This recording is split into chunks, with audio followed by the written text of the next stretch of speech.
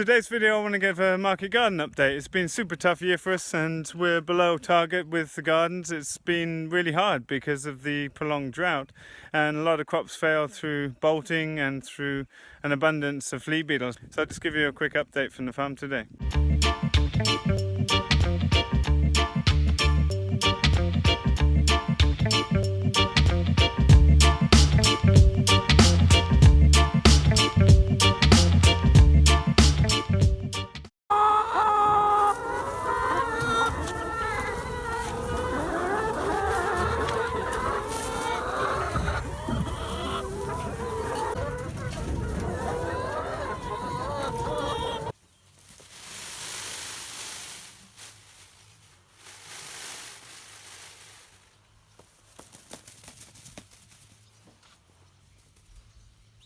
So 26 degrees today. The birds in the Salton pen are a bit older, but they are hot and panting.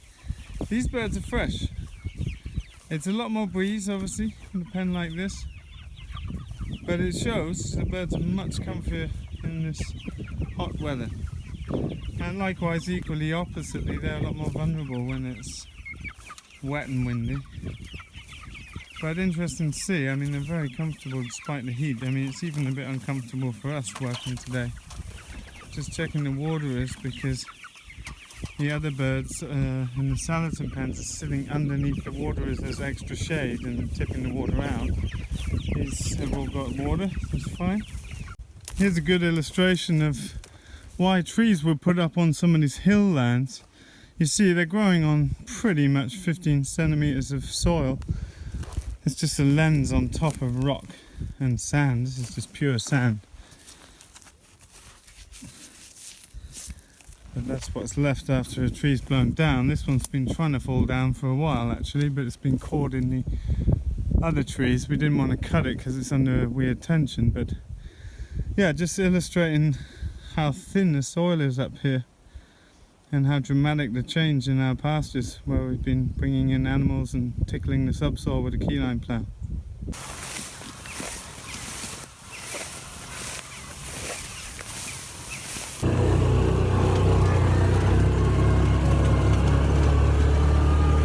So bringing the shape-mobile up to our neighbour's land,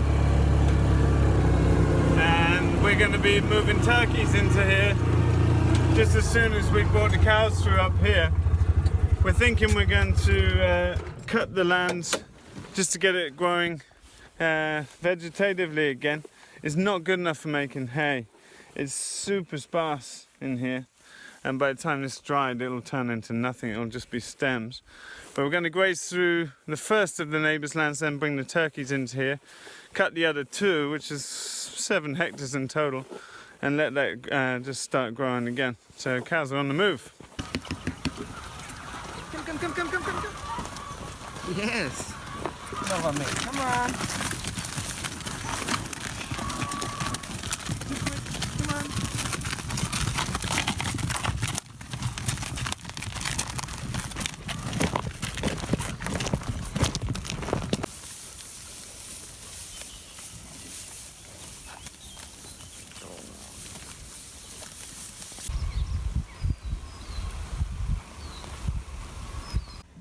So all good in the seeding room. It's pretty hot in here come midsummer, so we keep both doors open the whole time.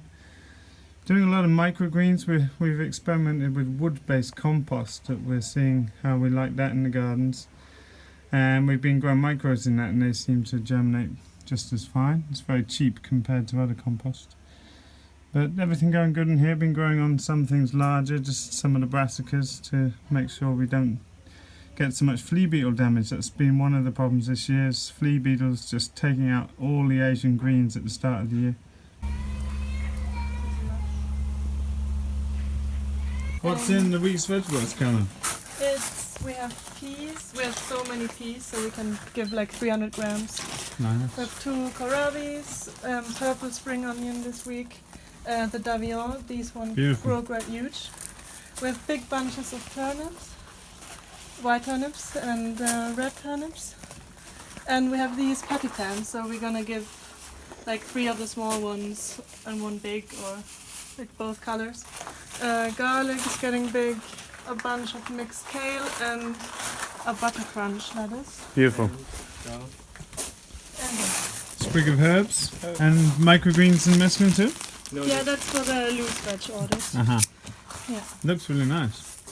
So Hannah coordinates the sales with who's taking veg boxes and for the week orders, and that goes out to the packing station where they pack accordingly. So it needs to be put in a way. Yeah, so but it's good to do all the same, but to start always in the same place. So then it's, Gotcha.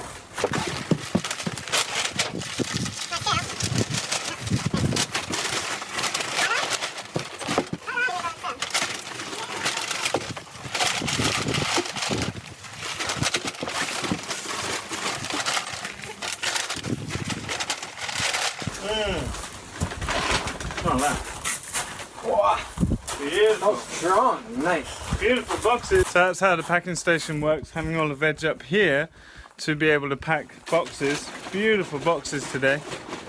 Bags, but they go into the Kanga boxes and get closed down so that they stay chilled all the way. They've got ice packs underneath them, and that allows us to get them to the market super nice and chilled without any refrigeration in the van. So we have loose sales at Rico, and Toby's just compiling individual boxes where customers have a choice and they can select everything from microgreens to 20 of the veg that were grown that week. Yeah, mesclun, microgreens and peas. 2 mesclun and 1 garlic. Are you squeezing here?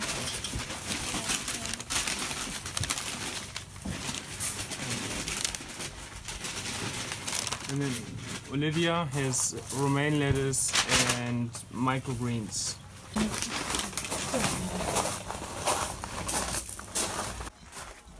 So, colours off, fan is loaded. It's a hot day, but the boxes work super nice. This is this eco wood-based compost that we purchased because it's so cheap compared to what we normally have. But once we got it delivered, my first reaction was like, I really didn't want them to put this on the gardens. It looks like a big part of it is decomposed toilet rolls or something. It's a byproduct of the timber industry and probably paper making industry by the looks of it. It's not entirely clear to me what it actually is, but it is sold as a slow breaking down, carbon increasing material for agriculture. Now, actually I came round and I said, we've been testing it for the micros as you saw, and germination's exactly the same and it seems fine for that. There is a bed of Honsai Thai gone into it here, which looks fine. I mean, I'm curious to test it. I don't know, I didn't want to go putting it everywhere in case that this is just, something I end up wanting to remove. But we need the material. It's so dry that we need organic matter on the ground, and we didn't want to put a massive investment of organic matter on this year because we're trying to cut down on the budget. Some nice carrots germinating behind me. Things are doing okay, but it's certainly been challenging. It's this has been the toughest year yet. We've had multiple crop failures. Things are looking good, but it's definitely been the toughest year we've had in the market garden. Some beautiful fennel coming on here. But yeah, multiple crop failures this year. We've had problems with all the brassicas. All the early brassicas were damaged by flea beetle. There's some coming up now. This is some greens, Asian greens that have potted on into the wood-based compost that we've been using. There's a little clip about that. But yeah, some great onions and lots of crops going off to restaurants. We've had less veg box orders than last year. We knew this would happen because of the development of Rico. I made a few errors in my planning. I've put all patty pan squash in, no zucchini, which is a bit of a pain, but that's the way it's turned out this year. But other than that, just dryness and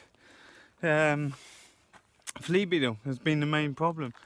We've still got some really nice crops, but we haven't got so much of the variety that we would normally have at this time of year, which is a problem for us in that, you know, by this time normally we'll be on our 3rd or 4th veg box and we'll have a full array of vegetables, but we're a bit behind, and I think everyone is, to be honest. It's been unprecedented weather, so you know, nothing you can really do about that. We've had the irrigation on as much as we can, but yeah, a lot of crops bolting and being lost early in the year.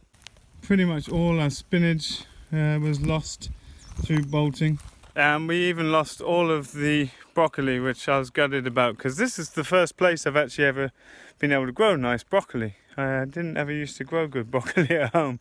I don't know why. Maybe the soil is just better suited for it. But yeah, all the Asian greens, anything that's brassica based, you know, you can see here we've got lovely radishes and turnips, but all the leaves of these are just absolutely insect eaten, and we always get a bit of that, but it's a shame to see so much. It's like the flea beetle loves cool, hot, dry weather, and that's what we've been getting a lot of. And so it's been tough, it's been challenging, but I'm happy they've kept up their morale and they've grown some beautiful crops, which is, you know, we've got a lot more restaurant and loose orders this year than normal. So we've had a lot more weed pressure this year, and I want to just talk about that, because you see here's like an ideal bed with the thick compost on, but something that's been happening over time is any crops that are pulled out with their roots exposes bare soil.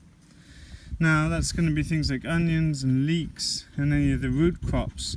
Typically we like to leave roots in the ground, decomposing, feeding the soil food web as they break down. But because we've been pulling out and trying to do as many rotations as we can, we've started to expose soil again. Now this is a bed that will have had a lot of organic matter added to it over the years.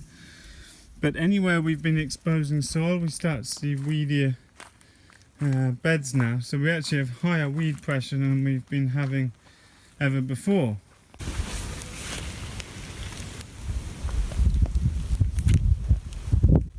So some of the beds turned over in here in the 30-metre caterpillar tunnel. Still waiting on irrigation. We've got the wrong piping and fittings, so we're still waiting for new bits to come before we can deal with that. Got beans in here.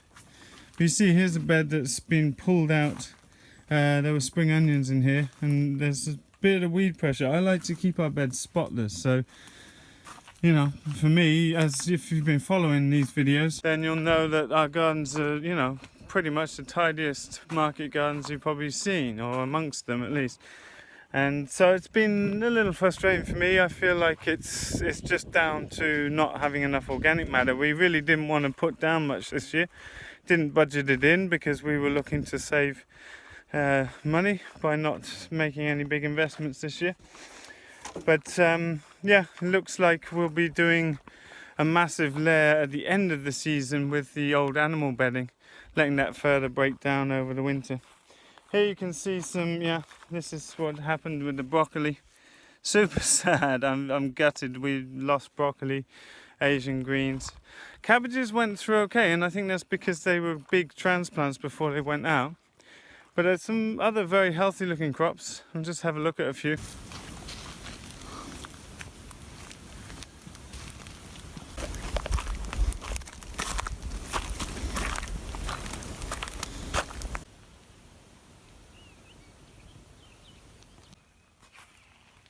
So tomatoes looking great, they've responded well.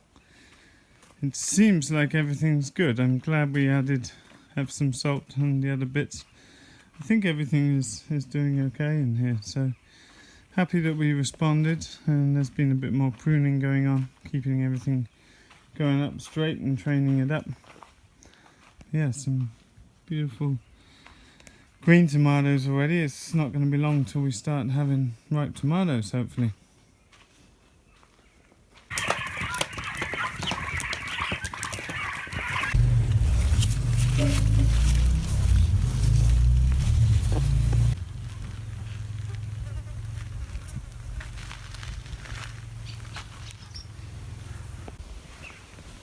So many peas. We've been taking out peas regularly all the time now. Working nicely. More squash underneath this melange. There's celery and lettuce. These are just spare beds in the background. It's super dry, especially in this little south-facing niche where I've got a little experiment going on. So these are my little paddy ponds, and those of us that have read our book or have followed us from the beginning, you'll know we actually grew rice in these paddies. We got rice from the most northernmost Japanese islands. And I think we set a world record, possibly. We didn't get rice to mature, but we did get rice to set seed, which we're at 59 degrees north, which I don't think you have outdoor setting seed rice anywhere near our latitude, to be honest. Now, it's not so much of an achievement because it never matured, but you'll see photos of that in our book, because that's pretty special in itself. Anyway, this year I'm doing something a little different. I'm growing Chinese water spinach, Ipomoea aquatica. It's one of the fastest growing plants in the world. Now, I got it covered up because our duck likes to eat this kind of thing. But this is a plant that's typically found in the subtropics and tropics. I know it from Southeast Asia, where you eat it in pretty much every dish. This is a plant that in the right conditions can go from seed back to seed in 21 days. It's incredible. It's a very common plant in those parts of the world, and I know it's become a pest in parts of America, etc. But you don't really find it growing around here, so it's a pretty special thing. I expect there's not much of this growing this far north anywhere on the planet. So for us, it's just a little fun experiment to have some nice stir-fry greens. So we're still waiting on prices for caterpillar tunnels before we can let you know about that. I wrote to them yesterday and heard today, but yeah, still don't have details for pricing yet. It's nice having these automatically opening vents on the tunnels. This is all down to cucumber now, a little bit late with cucumber. Got some herbs in on the sides, but first cucumbers are forming despite being late. Now, I say late just because we've been having such glorious weather, but on a typical summer we would have been at normal time, and these folks are going to be pumping out cucumbers until the end of the year now. We've got basil and cucamelons on the back there going on mesh. So late start in some ways, but just, as planned, and looking forward to having a lot of traditional English cucumbers this year.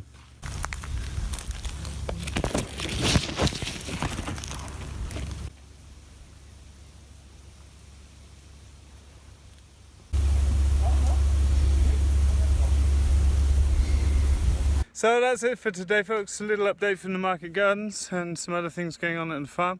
Glorious sunshine, super hot days. I'm ready to take a swim in the lake. So thanks as always for watching, and I hope you enjoyed the videos, learned something or find them inspirational. You can find out a lot more in our book, Making Small Farms Work. We'll be seeing some of you at the trainings that we got in the coming weeks, and looking forward to having my daughter Grace back at the farm and introducing Lucas, who's coming all the way from Canada for his school break. So looking forward to introducing you to him. Thanks so much for watching. We'll see you in the next video.